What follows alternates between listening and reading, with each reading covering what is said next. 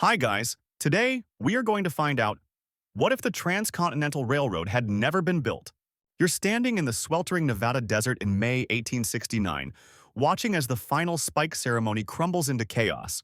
The Central Pacific and Union Pacific crews stare at each other across a gap that will never close. Financial scandals have drained the coffers. Political corruption has poisoned public support, and engineering disasters have claimed too many lives. You probably won't survive the brutal journey west without this iron lifeline that was supposed to unite a nation. So, before you get comfortable, take a moment to like the video and subscribe, but only if you genuinely enjoy what I do here. Drop a comment below with your location and local time. I'm curious where you're watching from tonight. Now, sit back and let's dive into today's alternate journey together. You watch as workers pack their tools and abandon the roadbed, leaving America permanently fractured. The dream of manifest destiny dies here in the dust, and you're about to witness how profoundly this changes everything. Without those steel rails binding east to west, you'll see America splinter into separate worlds. The consequences ripple forward through time, reshaping politics, economics, and the very identity of what it means to be American. You're witnessing the birth of two distinct Americas by 1875, as the West develops its own economic heartbeat. Without railroad connections, California and Oregon forge stronger trading relationships with Asia than with their supposed homeland. You watch San Francisco's port explode with Chinese silk, Japanese tea, and Hawaiian sugar while New York still dominates Atlantic commerce. The Rocky Mountains become more than a geographic barrier. They transform into an economic and cultural iron curtain. You see Western territories developing their own banking systems, using different currencies that reflect their Pacific orientation. Mining towns from Colorado to California create loose confederations, sharing resources and labor without Eastern interference. You observe how news takes weeks to travel between coasts, making coordinated national policy nearly impossible. Western newspapers begin printing in multiple languages, Spanish, Chinese, and English, reflecting their diverse immigrant populations. You witness Eastern industrialists losing their grip on Western raw materials as local entrepreneurs fill the vacuum. The concept of American identity starts fracturing along regional lines that will only deepen with time. You watch as Western politicians increasingly ignore federal mandates, developing autonomous governance structures. By decade's end, you're seeing the emergence of what historians will later call the Pacific Republic mindset. You're standing in Sacramento in 1880, watching California's governor sign the Pacific Commerce Independence Act. Without Eastern Railroad dependence, California boldly declares economic sovereignty while technically remaining in the Union. You witness the establishment of the California Pacific Trading Company, which effectively becomes the state's own foreign ministry. San Francisco's Chinatown explodes into the largest Asian commercial district outside of Asia itself. You observe how California develops its own immigration policies, welcoming Chinese workers that Eastern states actively exclude. The Golden State creates its own currency backed by gold reserves, trading independently with Japan, China, and Hawaii.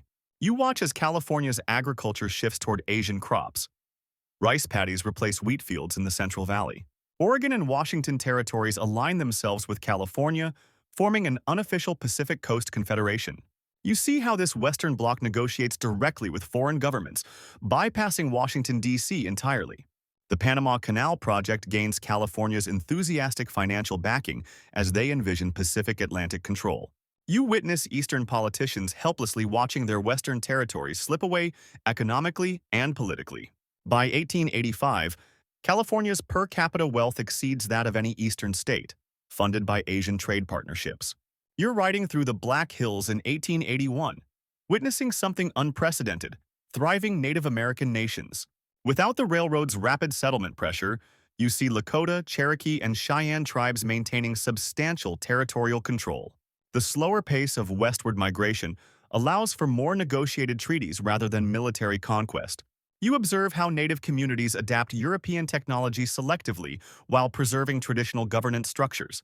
Several tribes establish their own trading posts, becoming intermediaries between isolated Western settlements and Eastern merchants.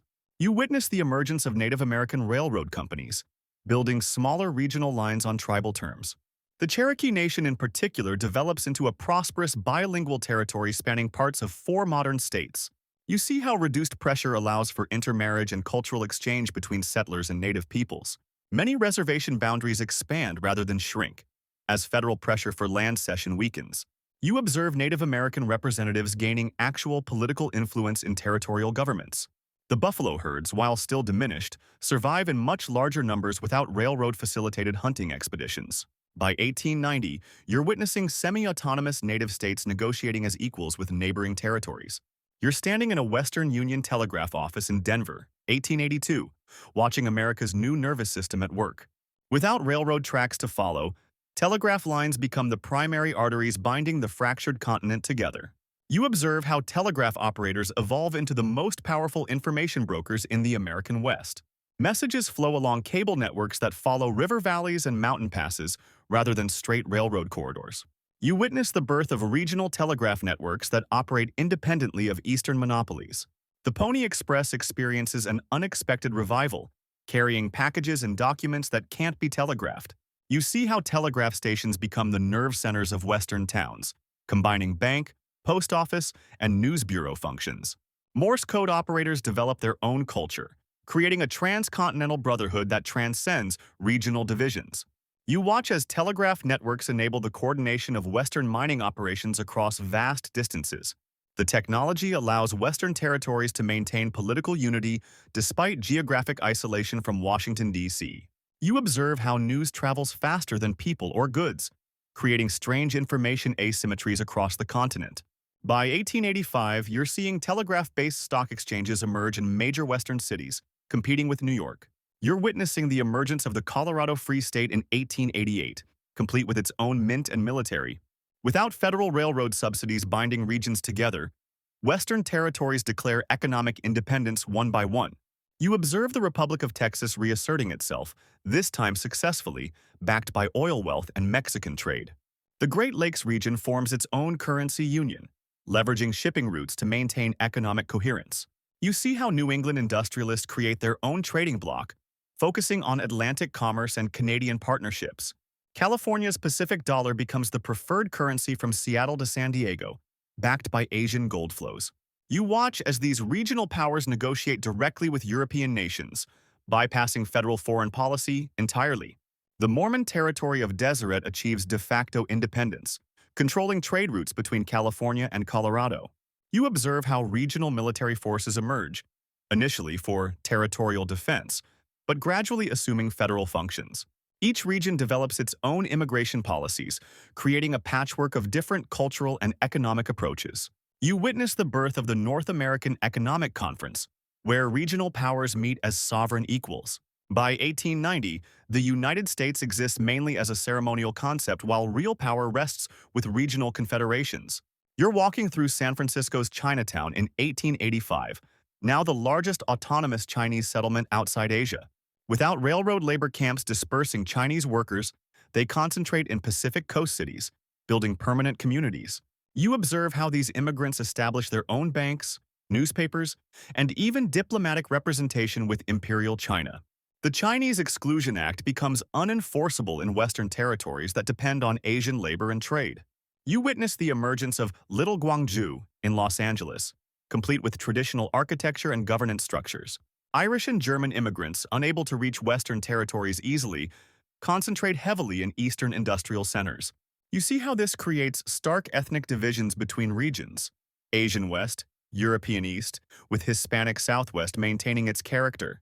Mexican immigration flows naturally into the disconnected Southwest, reinforcing Spanish-speaking territorial governments. You observe how religious missions adapt, with Catholic churches dominating the Southwest, while Protestant denominations control eastern regions. The Mormon corridor becomes a crucial cultural bridge, facilitating limited east-west migration through their territory.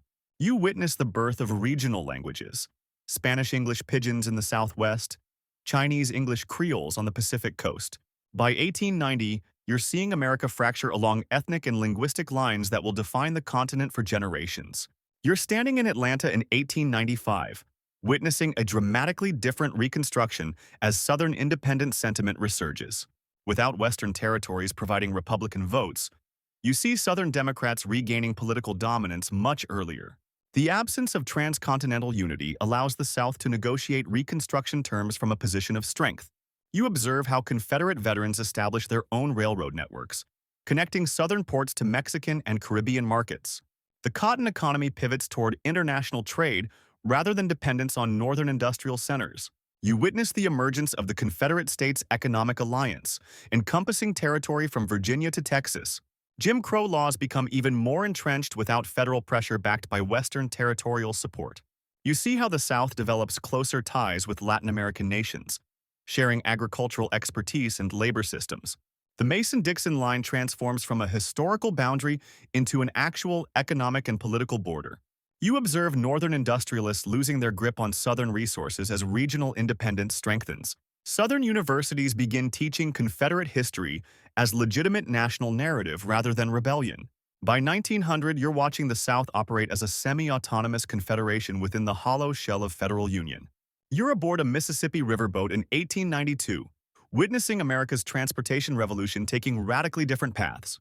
Without transcontinental rails, you see massive investment flowing into river navigation, canal systems, and coastal shipping.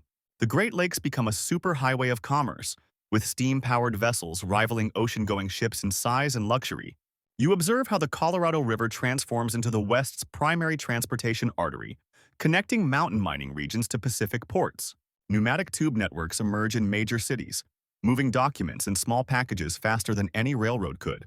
You witness the birth of American aviation decades early, as regional governments fund experimental flying machines for mail delivery.